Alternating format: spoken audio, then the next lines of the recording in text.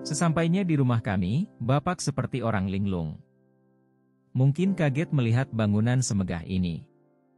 Kepalanya ditolehkan kanan-kiri, mata ikut diedarkan ke semua penjuru. Lalu, bibirnya berdecak-decak.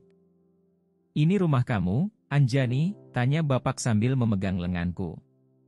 Sementara matanya masih menyapu tiap jengkal tempat ini. "Ini rumah Kak Rangga, Bapak," jawabku. "Ini rumah Anjani, Bapak," tukas Kak Rangga cepat. Ia menoleh ke arahku dan memperlihatkan raut tak suka. Aku hanya tersenyum tanda minta perdamaian. Tadi keceplosan jadi gak sengaja terucap itu. Kak Rangga sangat tak suka memang kalau istrinya bicara begitu. "Ya, Allah, ini Maha Istana. Hebat pisan," seru Bapak. Ia berjalan mendahului kami, lalu memegang pinggiran kolam yang ditegasnya ada air mancur. Aku hanya tersenyum melihat Bapak kemudian mengulurkan tangan pada air tersebut. "Ayo, Bapak mandi dulu, ganti baju terus kita makan. Farhan pasti senang bertemu kakeknya." Kutarik tangan Bapak agar cepat sampai di kamar tamu. Ia harus segera membersihkan diri dan berganti pakaian. Takutnya kalau dalam kondisi begini, Farhan ketakutan. Nanti Bapak sedih lagi ditolak cucunya. Aku harus sabar memberi petunjuk Bapak untuk menggunakan toilet kamar tamu. Wajar sih beliau, kan baru menghadapi fasilitas mewah begini. Setelah yakin Bapak paham, aku meninggalkannya. Untuk selanjutnya akan diurus satu pelayan. Sementara aku menemui Farhan dan Kak Rangga di kamar kami. "Akek, mana, Bun?" tanya Farhan saat melihatku datang. "Lagi mandi, biar ganteng kayak kakak Farhan," jawabku, lalu kucium pipi cabi itu. "Wah, Papa nanti kalah ganteng dong sama kakek," canda Kak Rangga. Lalu, dia menggelitik perut Farhan. Terang saja anak itu menjerit kegelian. "Ayo siap-siap, kita mau makan siang bareng kakek," anakku pada dua lelaki yang masih asyik bercanda itu. "Siap, Mommy." Farhan minta bertemu kakek sebelum makan. Katanya ingin tahu seperti apa wajah kakek. Dia berjalan mendahului kami menuju kamar tamu.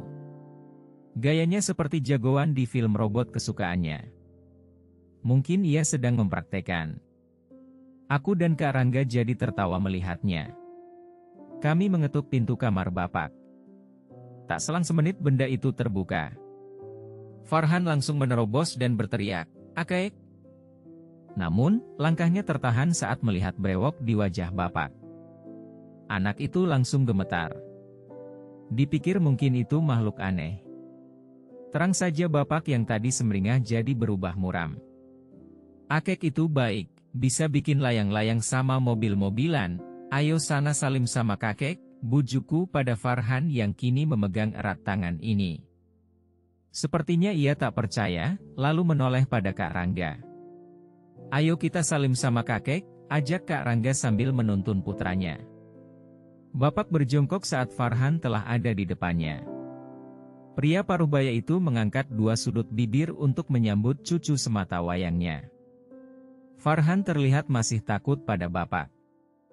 Namun karena kakeknya bicara lembut dan mengusap kepala, anak itu mulai luluh.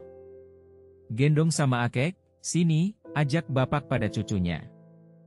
Meski awalnya ragu, Farhan mau juga naik ke punggung Bapak.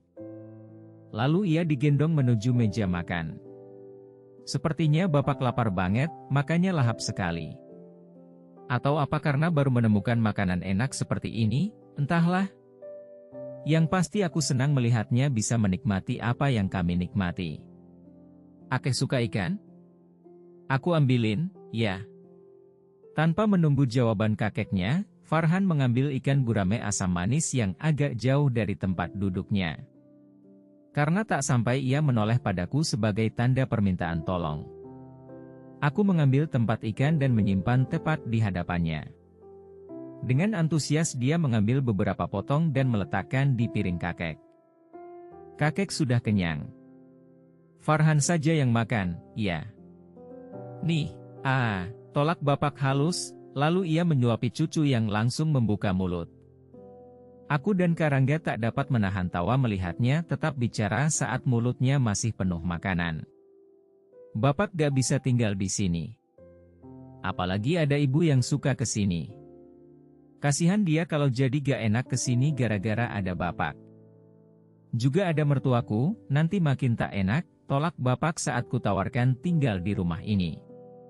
Alasannya memang logis, tapi aku tak punya solusi lain. Masa ia membiarkan dia tinggal di jalanan?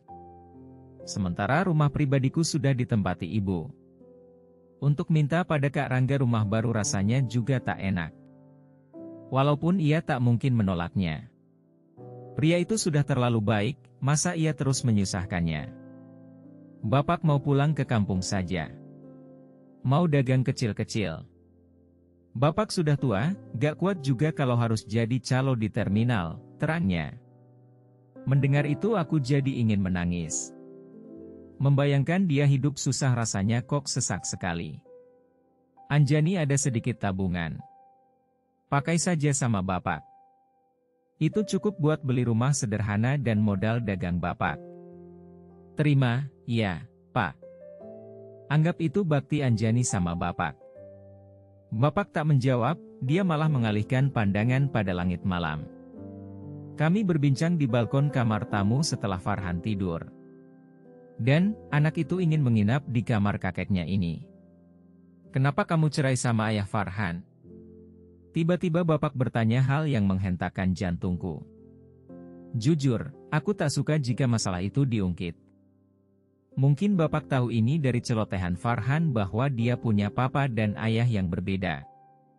Lagi pula Farhan memang tak mirip dengan Kak Rangga. Dia benar-benar seperti duplikat Kak Arya. Apa dia jahat seperti bapak? Aku bingung bagaimana menjelaskannya sebab bapak itu temperamental. Kalau diceritakan yang sebenarnya bisa-bisa Kak Arya dihajar olehnya. Mending bapak tak perlu tahu soal masa lalu itu, jodoh kami pendek. Itu masa lalu, yang penting sekarang Anjani sudah bahagia, kelitku. Semoga jawaban itu tidak diperpanjang oleh bapak. Sudah malam, suamimu pasti sudah nunggu, sana, titah bapak. Sepertinya dia paham aku tak mau mengungkit masa lalu. Aku bergegas menuju kamar utama. Saking asyik ngobrol sama bapak sampai lupa Kak Rangga sudah menunggu terlalu lama. Sepertinya dia mau minta jatah sebab kemarin tertunda, kelamaan, ya. Maafkan, rayuku pada lelaki yang sedang main HP di atas ranjang. Aku langsung duduk di sampingnya sambil menyandarkan kepala di bahu kekar itu. Ia mematikan ponsel, lalu menyimpan di atas nakas. Lepas itu Kak Rangga merengkuh tubuhku hingga kepala ini menempel di dadanya. Bapak gak mau tinggal di sini. Jadi rencananya aku akan kasih bapak uang tabunganku untuk beli rumah dan modal dagang. Kak Rangga terdiam hingga bermenit-menit. Aku jadi bingung kenapa jadi begitu. Apa dia marah? Tapi kenapa? Apa tak boleh? Kak Rangga tak menjawab. Ia melepas pelukan dan menatapku dalam-dalam. Kenapa selalu menganggapku orang luar? Aku kan sudah bilang orang tuamu adalah orang tuaku. Sebagaimana ibu, bapak juga adalah bapakku. Mengapa memutislan seolah aku ini tak peduli dengan kehidupan bapak, cecar Kak Rangga. Nadanya jelas tak enak. Ia memposisikan diri seolah aku mengabaikan keberadaannya. Maaf, tapi aku hanya ingin berbuat sesuatu untuk bapak, tuturku perlahan. Aku sudah menyiapkan rumah untuk bapak. Juga akan memberinya modal untuk berdagang karena aku yakin bapak gak akan mau diberi uang terus-terusan, jelas Kak Rangga.